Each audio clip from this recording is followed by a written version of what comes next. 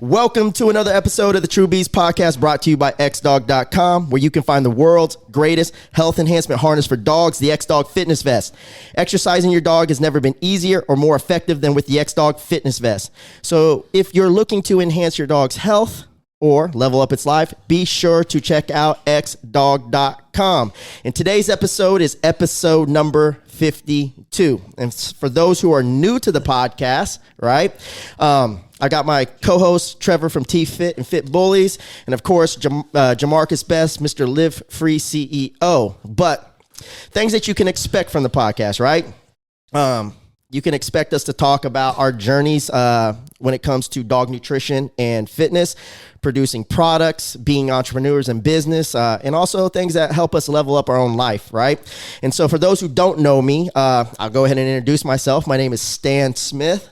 I am the inventor and CEO of the X-Dog and X-Dog Fitness Vest, aka your health enhancement harness. I have about 18 years or more of experience when it comes to the nutrition side, as far as creating dog food, custom formulated dog supplements and treats. Of course, I have a huge network of friends. Many of them are on the board of AFCO. We're active members of the National Animal Supplement Council. I have my feed license. And of course, I got a massive network of professional trainers, PhD nutritionists, biochemists, holistic vets, and animal chiropractors. And of course, amazing dog owners as well. And so that's a little bit about me. I'll go ahead and let Trevor introduce himself and kind of explain what you can expect from him.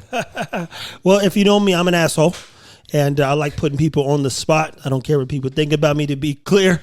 I've been running a life where I get to run my life for a very long time. I've been clear. I provide a lot of clarity in everyone's life, and I do what I say I'm going to do, and we handle business. So I'll be driving the conversation. This is the True Beast Podcast. This is the Beast himself on the other side of the mic, so we can ensure that you get both some gems, and we keep you inspired, motivated to take better care of your dogs, and even more importantly, take control of your life. And, you know, hopefully you learn a little bit of something about yourself while listening to everything that we're putting out there, because it's all truth. And what I enjoy most is Stan here is a guy who's like me. You know, we got nothing to hide. Yeah. But we're past that point, so everything's, you know, come from the heart in a good place. And of course, Mr. Live Free himself, CEO, Jamarcus Best, man. Yes, sir. I'm the guy that's going to be on the ones and twos. Kennel partners with Trev here. Happenstance, I came here by literally asking him for an opportunity. I was like, hey, if you ever need some help shooting behind the scenes or anything like that, you know, I could use the extra money. He brought home a box of wires that you gave him with all the podcast stuff that needed to be figured out. I figured it out, put it together, and now I'm sitting here with you fine gentlemen, getting to learn as on this process and grow through this process, man. So thank you as always for the opportunity. People, the key thing about growth is Jamarcus literally, be it podcasts that we do on ours and this one, he takes notes over here. I see that note thing. He's typing up stuff. He drops. He like, yo, I really like that. He goes back. So he literally sits here and just learns. Yeah. Yep. And everybody knows like our mission here at X-Dog, right? I mean, our mission here is to help dog owners extend the life of their dog through fitness, nutrition, and education.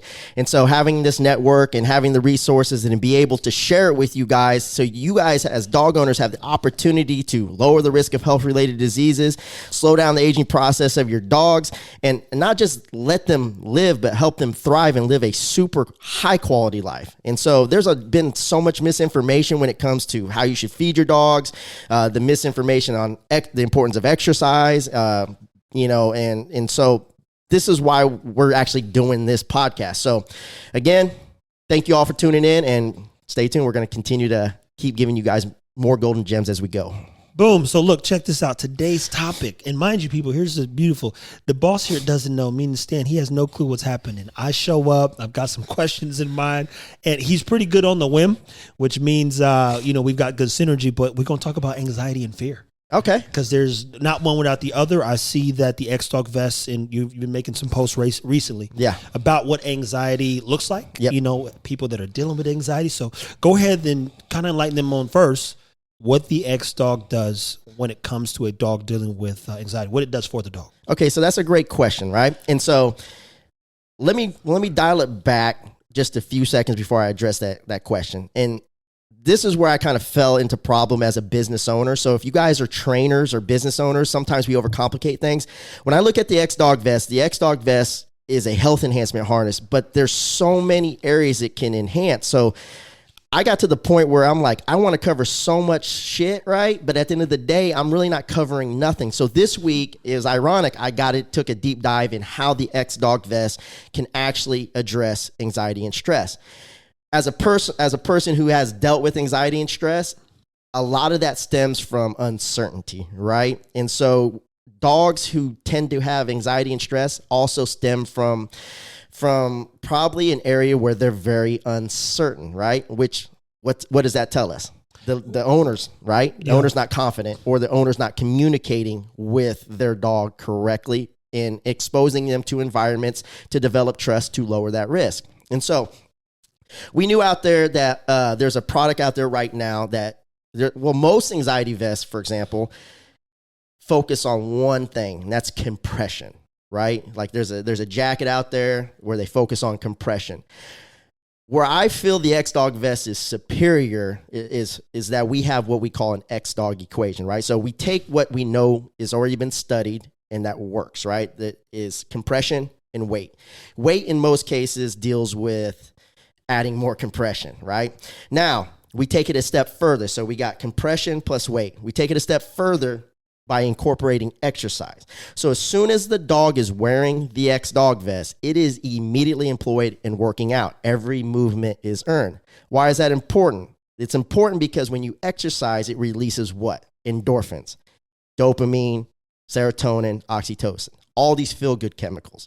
Now, when a person initially gets the X-Dog vest, when they take it home, the number one thing we tell them to do is whatever your dog already gets excited to do, whether it's going for a walk, feed time, maybe they hear the car keys, they know they're going for a ride because they're going to go do something fun, right? Those endorphins, those feel-good chemicals start to hit the brain. Next thing you know, the dog's all excited, right? That's when you should have the vest on. And the reason why you should have the vest on during that time is because now you're creating POA, which stands for positive object association. So it gets to the point where you almost have to hide the vest from your dog because your dog is going to associate the vest. Either we're going to go exercise, we're going to do something fun, and we're going to do something that's going to make me feel better. Now, we've actually had a bunch of, I actually got into the Team X-Dog group, and I asked them, I said, how many of you actually use the X-Dog vest for anxiety? And man, we had a huge list of people. And the reason why this is important because we're updating our site, and we're going to have sections, right? And so if you're in business in general, and we'll go into this a little bit later because I want to still continue this, but I'm going to talk to you guys about the importance of how you advertise and who your targeted audience is and the mistakes that I made with some of my advertising. But so we have compression plus weight plus exercise plus positive object association. And we take it a step further, right, by incorporating warming and cooling gel packs that can help soothe your dog. And so what we've come to find out is that during thunderstorms or fireworks or stressful situations, you can put the X-Dog vest on your dog, and man, that's a perfect recipe. Within 5 to 10 minutes, dogs tend to calm down and chill and relax.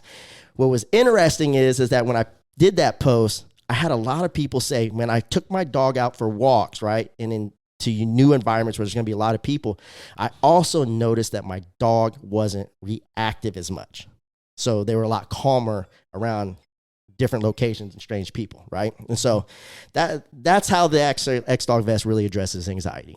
And you said something specific about, the dog, how it gets there. Yeah. So one of the challenges with the dog getting there, and we talked about this in another episode, is the lack of routine. Yeah. When a person or a dog doesn't have a routine and it doesn't know what's happening, that could also cause anxiety. Yep. So it's imperative and not super important that the dog kind of knows where it's at, where it's going, even if it's going on an adventure, be it puts on its vest that, hey, we're about to do something, like you said. Yeah, absolutely. But the lack of routine can cause stress. What are some other things that you have found in your research before using the vest or just in general applying the vest that causes dogs to have anxiety, man? Because people don't understand, like dog chewing through the wall, dog chewing up toys, dog destroying a house.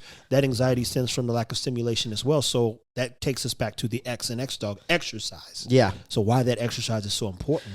Well, exercise is extremely important because it gives your dog a job. Yeah. From a lot of our behavior dog trainers, what they kind of explained and a lot of just professional trainers in general, is that a purebred dog is a dog with a degree.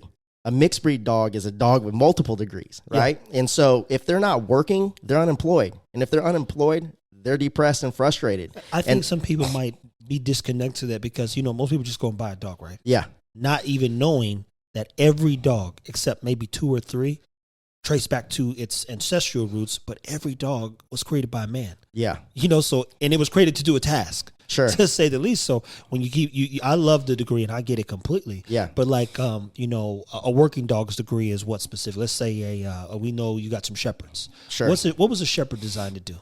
And how can the vest help a shepherd? Well, shepherd is designed to herd, right? Yep. If you don't have animals that your dog can herd, what do you do? Right? Yep. I remember working, my dad used to work on a pig farm, and there was this blue heeler, right? And from the house to the barn, that motherfucker would just herd you all the way there because he didn't have a job, right? Yeah. So in a lot of cases, I would say if you have a herding breed, like a Malinois or a Dutch Shepherd or a German Australian Shepherd, any of those shepherds. Any type of shepherds, if you're not part of a club is really good. You can have your dog actually work there. I mean, I know a lot of our protection sport competitors have these clubs, and the dogs end up pretty much kind of herding decoys. That's what they do. They actually herd in decoys. I've seen it all the time.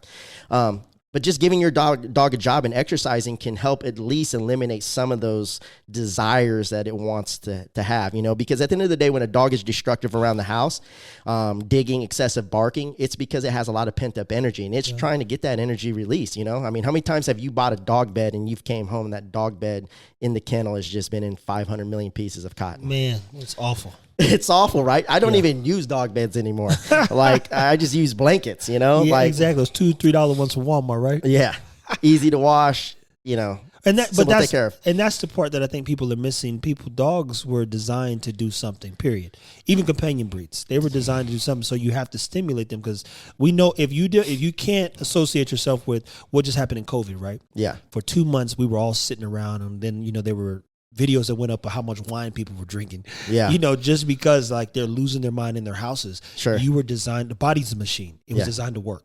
You're supposed to get up and they crave it. They need it. It is a necessity. And if you don't believe it, put some dogs outside, And there's a lot of reasons why dogs are so reactive in dog parks. They deal with so much uncertainty. A lot of owners can't read when a dog is in a stressed out situation. Like sometimes they just joke around and they think that the dog's actually kind of playing when the dog is like, keep me the fuck out of here, right? And so I think it's very important. And, here at X-Dog, we're big advocates that you should get mentorship. You should find a local trainer. And if you cannot find a local trainer, there are a ton of online trainers. And I've seen some super high-end online trainers that are basically giving high-quality information away for free or little or nothing. So if you subscribe to them, man, I would highly suggest that because I remember I wasn't able to communicate with my dog. I wasn't able to recognize certain things that it was showcasing me, And then what does that do? Because that goes into another causes a lot of frustration and then negative energy. Well, it starts giving the owner anxiety. Yeah. Because now you I don't know what to do with this fucking dog. Yeah. And now every time you walk in your house, you're like, what the fuck is going, what's going to go wrong today? Yeah. So a question I have is then how would you suggest outside of hey, let's go get a trainer? For one, get an X-Dog vest, clearly. Yeah. But, how would you suggest somebody deal with the anxiety a puppy gives? Because there's people who never knew how, puppies are terrible. Yeah. They're just terrible things. Yeah. And they've got to go through their process of the teething, the destruction. They poop everywhere. They piss everywhere. You go, yeah. Jesus Christ, man. So some of the anxiety that a person gets can come from that puppy initially. Yeah, so that's, again, it falls back to getting some mentorship and stop humanizing them. I think a big thing one of the biggest mistakes is that most dog owners humanize the dog and then they mark bad behaviors that they don't want, Like, for example, dog pisses in the house. 2 hours later, he's getting punished for it. Doesn't even know why he's getting punished. Now the dog is reactive, right? Because it's like, what the fuck did I do? You know what I mean? Yeah. And so, again, mentorship is everything. And so, I mean, for me, when it comes to fitness, physical fitness, I have a mentor. I have a trainer. When it comes to business, I have mentors, coaches. When it comes to dog training, I have mentors. Yeah. I mean, it just is what it is, man. And We also know that anxiety is a thing now, and I think initially or before it wasn't something that everybody talked about. Matter of fact, it wasn't even a word that you heard as common as we do now. So when did you realize that you've been dealing with anxiety probably for a good portion of your life? When did I recognize it? Yeah, because I didn't know that, for instance, my dad used to Probably start about 4 years ago. Yeah, he started talking to me, and I'd get so nervous I'd get sick and have to use the bathroom. Yeah. Because you know what's coming depending on how he feels that day. Yeah. So you go, bruh, I need to go to the bathroom, but that's anxiety, right? Well, yeah, and just like you said, anxiety, right, and stress, that could be derived. Like, for example, I've seen a lot of kids, man, who were excellent in the gym because there's no pressure. Then when it came to the lights being turned on, they would not perform. They couldn't perform, right? They were world champions in the gym, destroy some of these champions in the gym, right? But when it came to when the lights turned on, they couldn't perform because their parents put so much pressure on them, right? And the same thing can happen with a dog. Right? There's just a lot of pressure and anxiety when they're dealing with uncertainty. And then you look at the climate of the current state of the world right now, where the inflation's so high, everything is going up, and you don't quite understand that your stress and your energy can actually affect the dog. The dog, you don't have to say anything to the dog, and the dog can read your body language. It can tell that you're pissed off. It can tell that you're stressed. It can tell that you're worrying. You know what I mean? And so what's that going to do? They're going to be like, why the fuck is my leader or my owner so uncertain? Yeah. Right. And so I expect there to be huge spikes in dogs having anxiety issues, especially companion dogs. And some of the smaller breeds, they already stress the fuck out anyway. So, creating a vest that'll fit a Chihuahua or a Pomeranian and stuff like that, that's what we're currently working on as well. I see. So 4 years ago, what happened, if you don't mind explaining, like that was like, fuck, I'm dealing with some anxiety here. Well, when you almost lose your business fucking 3 times in a year, or you put yourself in massive holes and debts and stuff like that, you go, oh shit, I need some coaching. And so once I got some coaching, I realized what I was dealing with, So coaching was a part of the treatment side, if you would. Yeah. And a lot of the stress had to do with uncertainty. I didn't know what I was doing. You know what I mean? So when you launch a business, you don't know what you're doing, And so a lot of it's trial and error. And so when you're trial and error, you're going to deal with uncertainty. And so being a business owner in general, or just living in general, you live in a life of uncertainty where you kind of have to deal with that because things that you're going to face that are uncertain could help you grow. And so you got to find a balance of living in uncertainty and understanding those uncertainty and the problems that you deal with are actually areas of your life that you need to grow. I see. And what are the areas that you needed to grow in after basically finding a way to better manage your anxiety and even the business? Leadership and just business knowledge.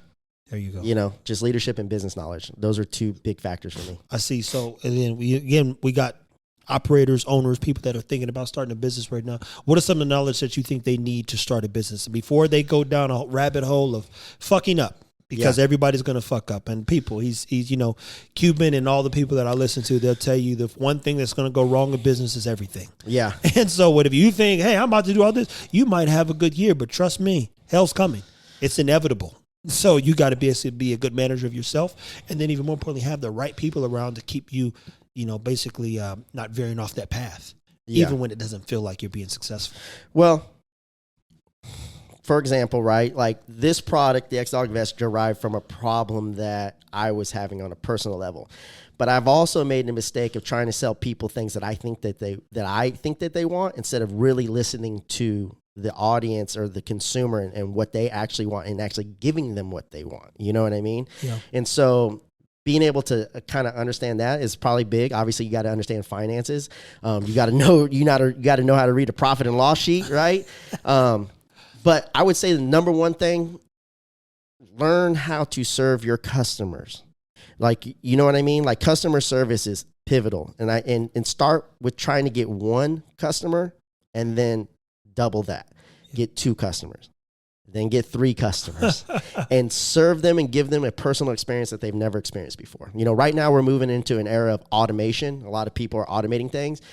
But at the same time, what I want to do here is also keep things personal. So when I get on Instagram, for example, I have a team that actually kind of monitors Instagram, right? But I've been on there lately reaching out to everybody as well. And they're getting voice memos and messages from me now. And I'm going back and personalizing things because people like to buy from people, Yeah. And so, especially nowadays where everything's automated.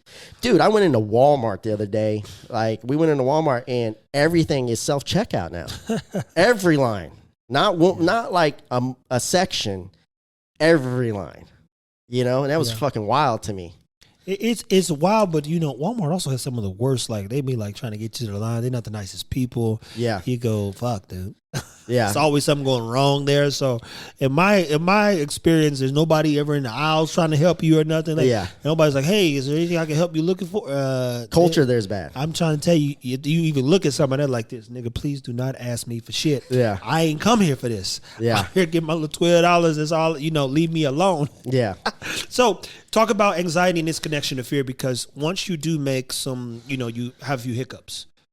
There is nothing more frightening, people, for those that don't know this. And there's probably some scarier things. You can get a bad call as far as like somebody get cancer. That's a scary moment in their life. But when you're running a business and kind of your life depends on it, and things start going south. Yeah. And point blank, the numbers start declining. Yeah. And I mean the numbers and what's like, how am I going to pay for this? Yeah. So I can keep this fucking thing alive.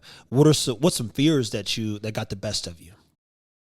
What are some fears that got the best of me? That's a great question. During the time, every fear got the best of me. What's the one fear? That one fear. Every fear got the best of me. But then, I would say like, okay, you can anticipate problems. Yeah. They're going to happen. They're going to occur. And then every level that you get to, you're going to run into a different set of problems. Problems don't go away. Yeah. It's changing your perspective about the problem and understanding that problem is an opportunity to grow. Yeah. That's was the big pivot for me, because I still have problems to today.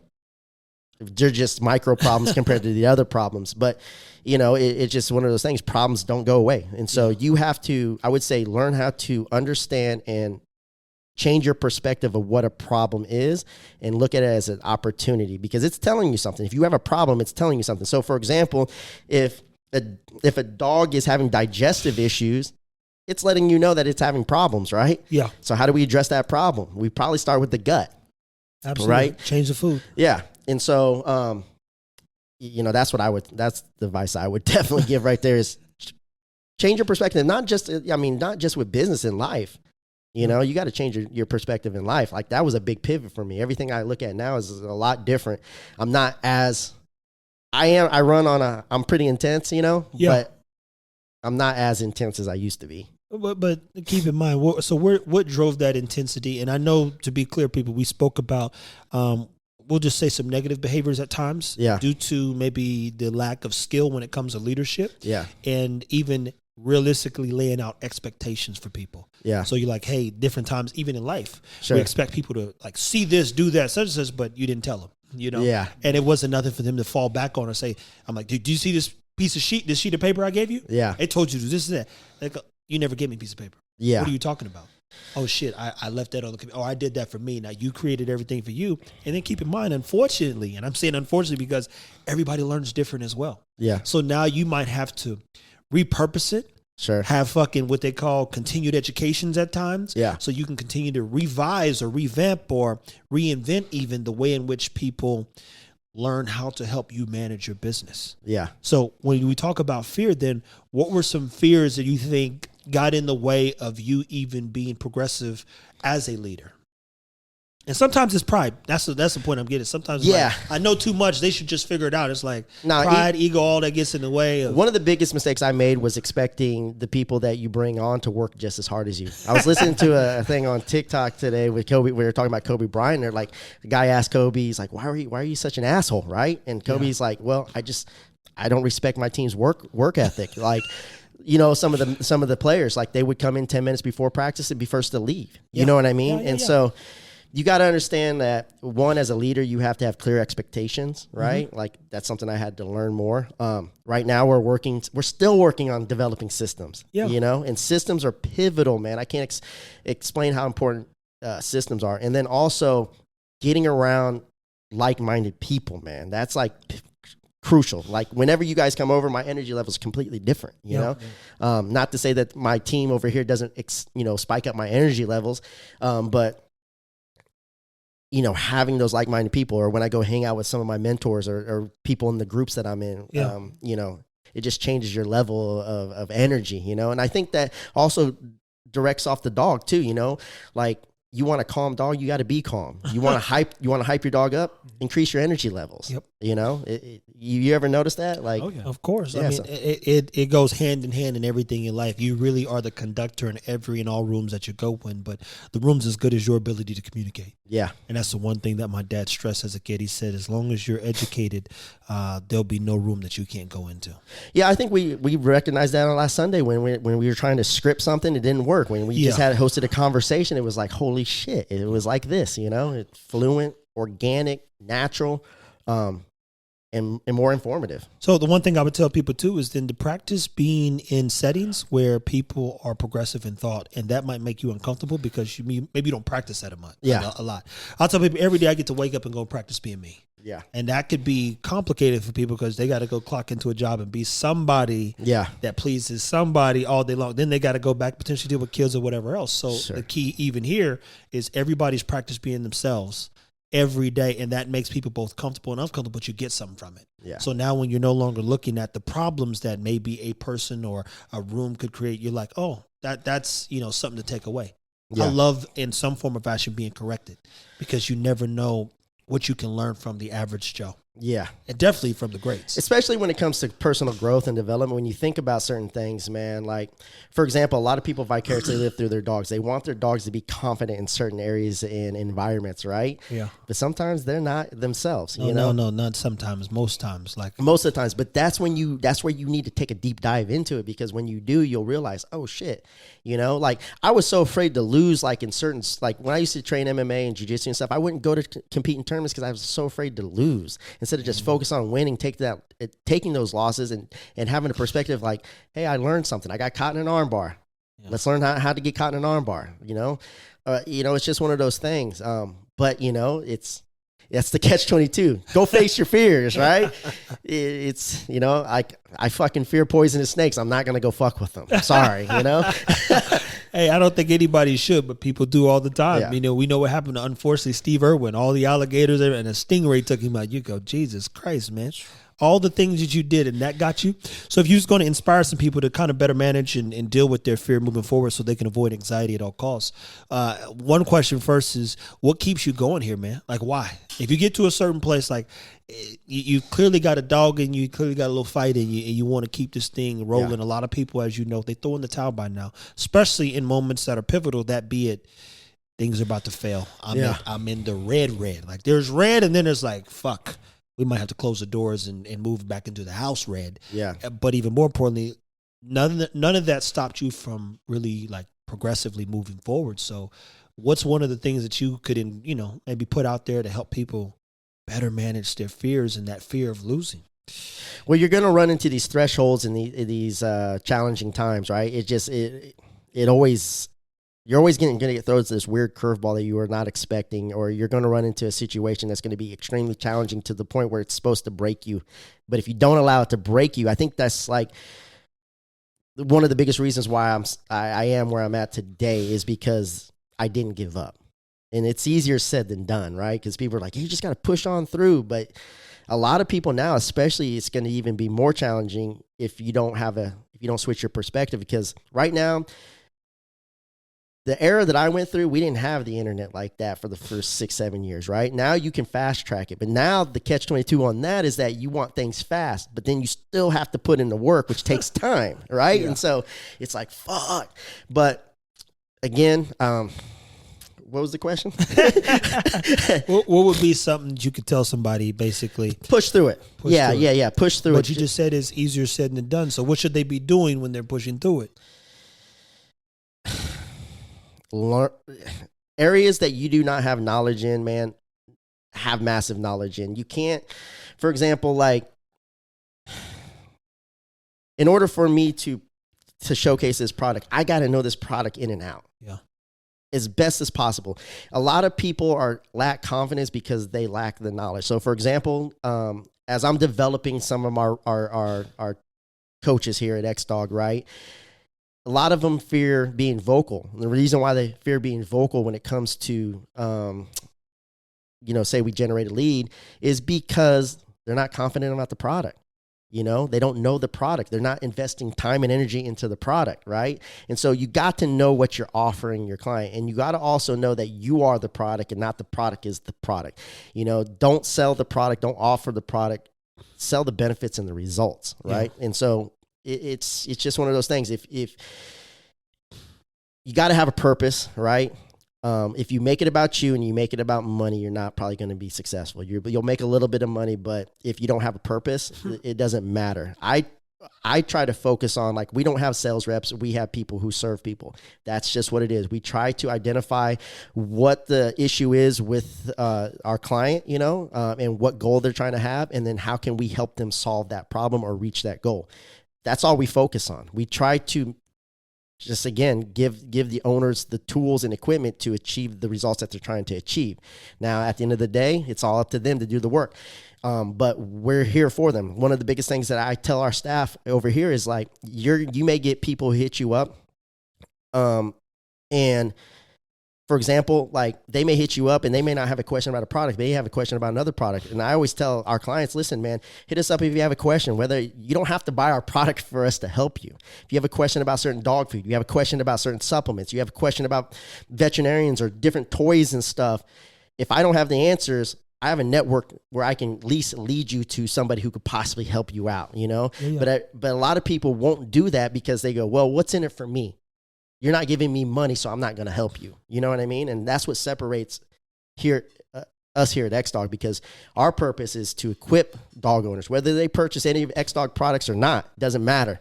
We're going to give them the knowledge that they need to become successful. There you go. People, listen, some takeaways for sure. Make sure that if you are a fearful person, get around people who don't have fear. And those people often will encourage and inspire you to at least try one thing that leads to a few more things. Next thing you know, you're not afraid of most things. Yeah.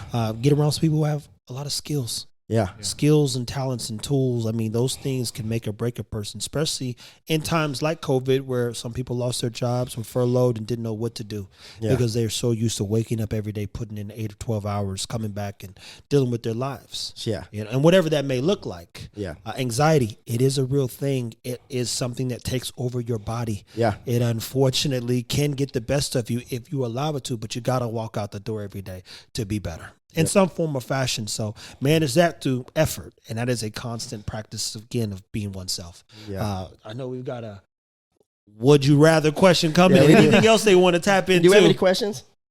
No questions? Okay, cool. So we got a segment called Would You Rather, right? So a lot of this is going to be business related, so don't trip. Okay, so would you rather have 5 million followers on TikTok, 2 million followers on IG, or 1 million subscribers on YouTube, and why? Just go ahead. So 5 million followers on TikTok, 2 million followers on IG, or 1 million subscribers on YouTube, and you can only have one of those. 1 million subscribers on YouTube. 1 million. Why? I think that's the ultimate platform to really launch anything. I mean, you can build a full brand around it. Yes, you can do it on IG and TikTok, but I mean, that's probably the one place you can be the most free and open about anything you want to talk about. Yeah. Without having to worry about getting shut down. Yeah. So yeah, that part too. Yeah, I would definitely, same thing, YouTube. YouTube's a place where, keep in mind, it's run by Google. Yeah. So they have a good search system. So one of the best things that you could, like, you're talking about the top search engine in the world, owning YouTube. TikTok, it's come and go. Yeah. It's like, it's gone. Like, I'm not scrolling down a whole page to find one fucking thing. Yeah. And on Instagram, it never happened. Yeah. Especially the way things happen now. Like, they're not going to the pages anymore, especially on pictures and reels. They're watching it, double tapping. They're moving on. The most vivacious place, if you would, to live is in the story, which in some regards is unrealistic, but there are 177 million people on YouTube. Yeah. And that number's climbing. So you talk about impact, the best search engine, and things that people go back and rewatch. And I do it too. Yeah. I make my own playlist of things that I want to go see. Hey, I've got a whole dog playlist, a whole video, like, tutorials and stuff that I can go back and watch, which helps that other person's page. And then you can subscribe, all that other stuff, and really get great content, Great information. So no. And then they pay a lot more. Yeah. Yeah, that than part everybody. too. They That pay, part too. They pay more than everybody. So you go, look, I'm going to hang on to this 1 million subscribers on YouTube because it's common and very uncommon. Yeah. What about yourself? I would say 1 million subscribers on YouTube. Yeah. Just because, the content you put on there, if you have good subject lines, can live forever, Forever. And there are people who are some of the biggest YouTubers now because it's hitting this, we'll say second win, that are going back and just fixing their thumbnails. And because their other videos are getting so much traction, the old ones are popping back up, getting more views, which is boosting their bottom line. Yeah. So, YouTube is where it's at, man. Yeah. Well, great episode, guys. Again, this was episode 52. If you guys are on here right now, be sure to check out our podcast, the True Beast Podcast. It's on all channels except Pandora. We're actually on YouTube as well, so if you want to watch us as well there. And, man, if you could, subscribe, like, share, leave us a review on Apple, Spotify. That would help us out a lot. And thank you guys again. Do you guys have any last questions? No. You could ask Jamarcus anything about his anxiety or things that he's dealt with. Yeah. Because he's been in some anxious states. We want to keep him somewhat included. Well, yeah. No, I will say one thing. One thing that you said earlier about, dealing with the whole fear stuff is, I would say definitely getting that other perspective, because I went through this personally in my own personal business as far as real estate. Yeah. Not seeking someone else's perspective, and then basically not wanting to accept the failure. Yeah. Because that fear of failing, right? And even though I should have accepted, because if I would have accepted it sooner, then I could have fixed what the problem was to make sure I could excel forward. Yeah. And just going in and getting that other perspective from someone else, like a mentor, like you suggested, I think is definitely something that can be pivotal in anyone's growth as far as their business, and of course trying to rid themselves of their anxiety and staying as active as possible where you don't have to even think about that shit. Yeah. I mean, that makes sense, man. I mean, the more knowledgeable you are about a certain area, the more free you are. Yeah. And so that's very important. But again, guys, man, I hope you guys found some golden nuggets out of this episode. Thank you again for tuning in, and as always, Team X Dog Strong.